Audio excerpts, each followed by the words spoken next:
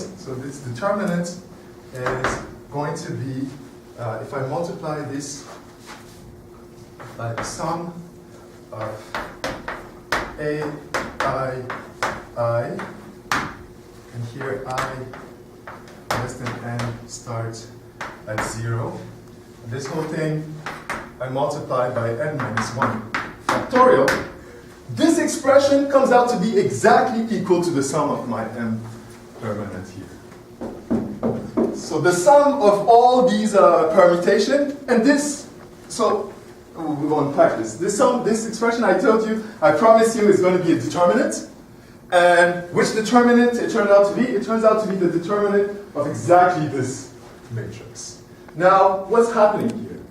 Well, this argument is really essentially due to the KD matrix tree theorem, which says if you take the adjacency matrix of the Laplacian, if you take the Laplacian of the complete graph, and you take the sub matrix of size n minus 1 by n minus 1, the determinant is going to be n to the n minus 2. Yes? All right. But in my action of the automorphism group of the symmetric group on A, I am not fixing the vertex 0. Here by acting on the vertices by the symmetric group, the root can be at any particular vertex. It doesn't need to be forced to be at 0. The root could be at 1, and all the vertices will be pointing toward 1. So you need a combination of the matrix tree theorem and the orbit stabilizer theorem to see that you actually need to multiply by this sum over all diagonal entries. This is accounting for all the roots. And then finally, n minus 1 factorial comes from the permutation group on the other edges. So, surprising fact, now I'm coming back to what Doron was saying. So here, indeed, determinant of symbolic matrices is a horrible thing. There's no question about it. They seem as hard to compute as it can possibly be. But if I turn A into the all-one matrix, then all of these are numbers. The expression I have there is going to be numbers, and what I get is n minus 1 factorial, or this whole thing becomes n factorial times n to the n minus 2. Yes? But if you put symbolic entries in your matrix, something wonderful happens. This expression actually lists the trees for you. You actually see the trees as product of edges. Every term in this expression looks like this. Product of AI, or yes, AI f of I. So let me write I less than n, so I can 0. Every term in this expansion looks something like this. So every tree appears uniquely. Now you could ask, the talk is 48 minutes, 30 minutes past, I haven't said anything about graceful labeling. Am I stalling? Well, yes and no. So here's the no. If we look at Kelly's construction and say, well, let's change this a little. Let's spice up the polynomial method. Let's put here x, an additional variable x, and put here n to the absolute value of I minus j. Then I claim wonderful things happen. This is just like putting salt in the sauce. It just makes it taste better than without. So now let's see what happens. As soon as you do this, the expression that we were looking at, remember the expression before, every term was AI f of I, sum of product over the I less than n subsets. But then by adding this x business, something like this is going to happen. N to some number k. Everybody sees? Now, the reason I do this horrible thing for polynomial, somebody who loves polynomial, this double exponentiation looks ugly, but all I'm really doing is expanding a number in base n. Okay? And the powers are linearly independent. This is really what I want. I want distinct power never to mix. So what happens is that when I look at my expression, it's going to be a monomial in A. So this will be a monomial in A. And then there's going to be x to some number m for any particular term. This number encodes all the edge weights. this is a crucial fact. The talk, if you were sleeping, you can wake up now, and I'll tell you in 5 minutes when you can go back to sleep. This is the whole point of the talk. That by putting this expression here, we are now able to encode the edge weight pattern of every tree. Now, Doran would say, well, you're still cheating because this is symbolic. But we can do what we did before. We can replace all of these by ones. And what we get is a generating function. So let me write down the generating function we get. So the claim now is that the expression that we had, which is a determinant, is not going to be the determinant of a numerical matrix, but it's going to be the determinant of a matrix whose entry are univariate monomials. And this is as close as you get to numbers. Let's see why. So let me erase here and see what we have. So with this new construction, here's what happens. With this new term or variable we added, here's what happens. Now we're saying the sum over all f's, and when I say f, I mean all of those with an attractive fixed point at 0, 1, all the way up to n minus 1. See how I'm doing on time? Okay, all right. So this should be only this. The sum of this, of the m permanent with respect to f of a, is going to be now c k, our matrix A is going to be there, x to the k. Now k is less than some degree, and here has to be n times n minus 1. Alright, so now let me spell out what I just did. I made the observation that if you go inside the weight of your edges, and you plug in this additional term, this monomial is telling you that this edge weight is I minus j. So every edge is going to be attached with its weight. When I do the product, the weights are going to be collected in the exponent. So this coefficient ck of A is counting how many trees. How many trees? So if I write k is sum of n to the ki, I is less than n starts at 0. It counts how many trees have edge weight ki in each one of them. So I'm sort of able to keep track in the exponent for the pattern, edge weight pattern of the trees. And ck of A can be a number if you plug in 1 for every entry of A. And this is what we care about. We care about this ck of A. So to make sure we're on the same page, let me answer the first question. Why is the degree lower bounded by n to the n minus 1? I claim that this edge pattern cannot be smaller. The number which is encoded here cannot be smaller than n times n minus 1. Any idea why? So let's think about where this guy comes from. So I claim it comes from the path. And I will illustrate. So suppose you have here 1, 2, 3, 4, 5. Yes? Every edge has weight 1. Yes? Every edge has weight.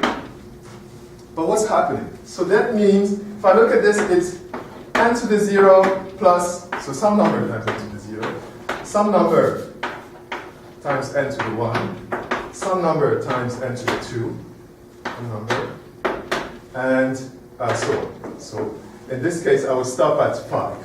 But let's write n to the n minus 1. This number counts how many edges here appear with a weight of 0. There's none. Yes, I didn't put any loop. How many edges appear with a weight of 1? Now if you look, it is always possible to label a path in such a way that the number of edges which appear with a weight of 1 is going to be n minus 1. Everybody sees? Is everybody with me? The way I encoded the tree is such that every edge contributes an n to the power of the weight.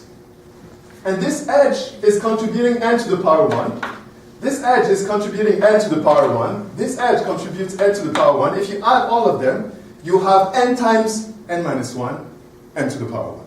and there's nothing else. There's no other edge weight. This is the smallest you can get the exponent to be. Everybody sees? If you're trying to get the exponents to be small, you're trying to get these edge weights to be as small as they can be. This is going to be the smallest term. So the coefficients for this n to the power, the coefficient of n minus 1 times n to the power 1 is going to be 1. Yes? Okay. I didn't hear yes, but I'll take it as a maybe. So the real question is, how large is D? I told you how to get the smallest possible edge weight. Now the question is, what is the largest possible edge weight? You want to construct a tree such that when you collect all of these edges, the linear combination of the edges is as large as it can possibly be. And to make it concrete, let's assume that we're working over 5 vertices, only 5 vertices. So produce a tree on 5 vertices such that the edge weight, the number of edges, is as large as it can be. So edge to the power 1, you have to find the numbers here. N to the power 2, another number here. N to the power 3, another number here. N to the power 4. How to produce a tree where I make this number as large as possible? The only way out is to make the largest coefficient as large as possible. Yes? So any vote? Any vote on the pattern? Is this possible? N minus 1, N minus 1, N minus 1, N minus 1. I mean, this is the largest possible number you can get. Those who vote that this pattern should be possible, raise your hand. Those who believe that this pattern isn't possible, raise your hand. Those who are not sure, not committing to an answer. Okay, so let's rule out the easiest option, the I'm not sure. Okay. So the total of these coefficients should be the number of edges. No matter what you do, the total of these coefficients should be the number of edges. This is not going to happen here because we have too many edges. The number of edges is at most n minus 1. So you have to put these in such a way that you have n minus 1. So the degree of this guy actually comes from the double slope. The way you maximize this amount is you look at the vertex n minus 1 and you try to connect it to all the possible small values. So you're going to connect it to all the values which are smaller than n minus 1 over 2.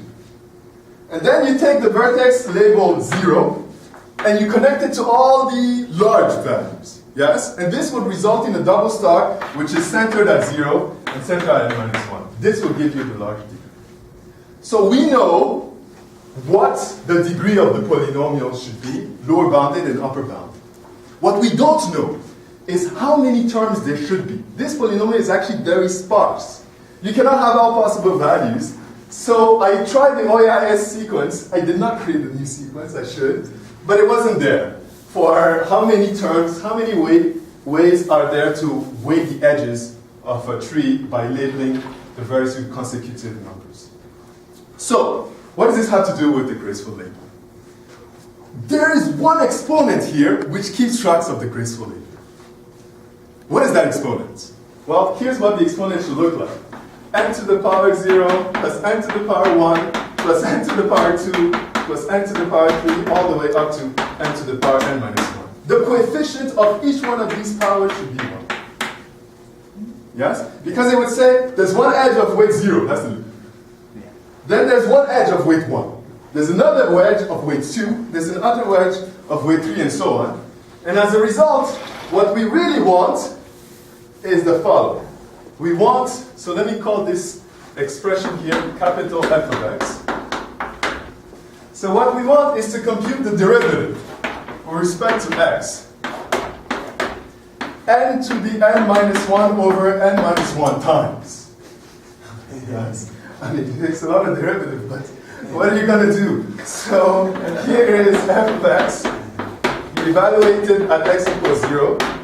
And of course, you have to account for the factorial. So you need to divide by n to the n minus 1 over n minus 1 factorial because you've been doing these many derivatives. And what comes out is the number of gracefully labeled trees. So number of gracefully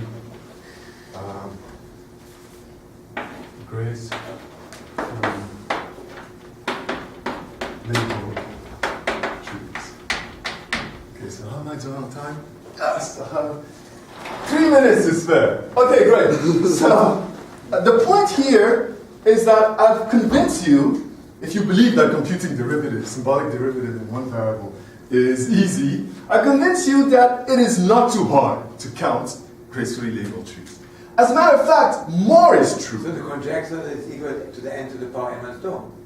No! So this expression here, if you plug in x equals 1, then the whole sum would be n to the n minus 2.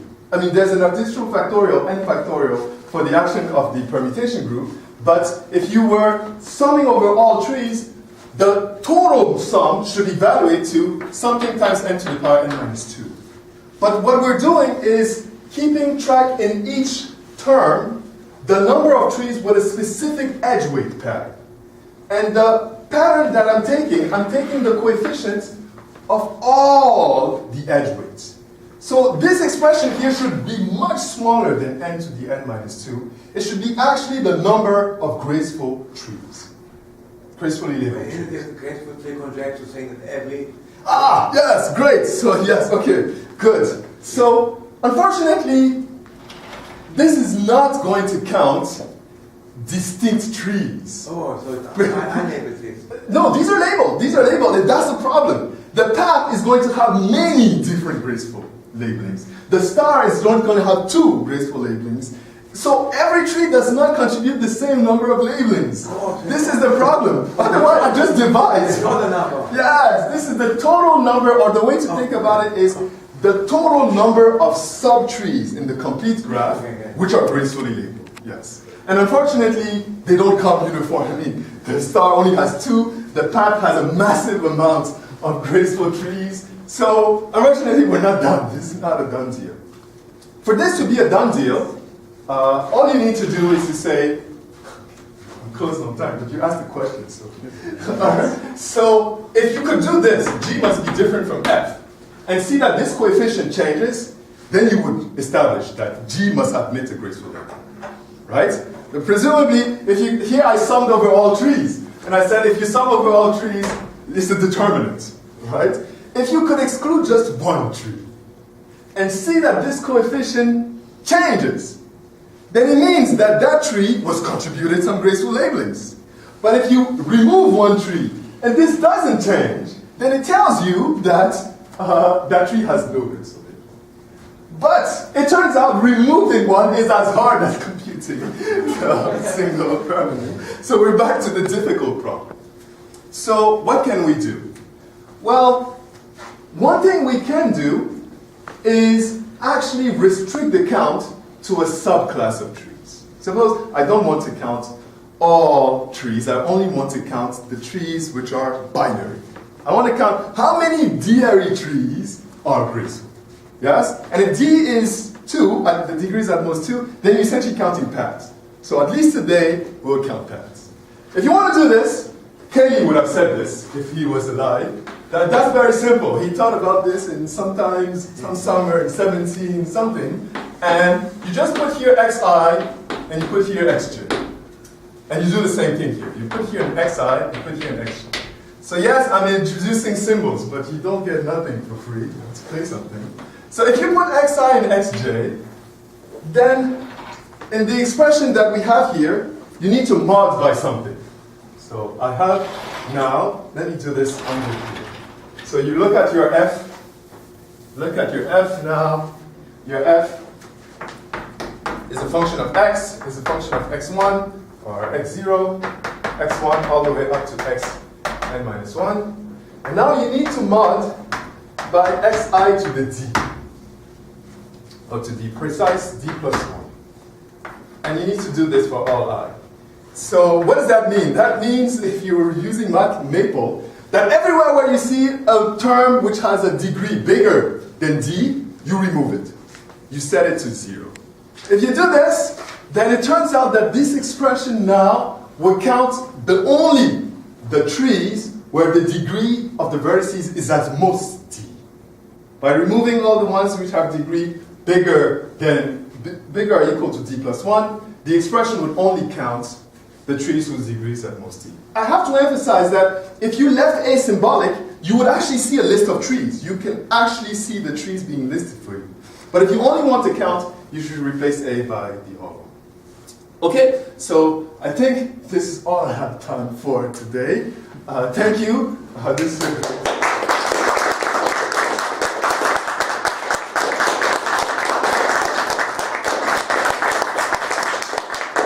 Thank you for a very graceful talk.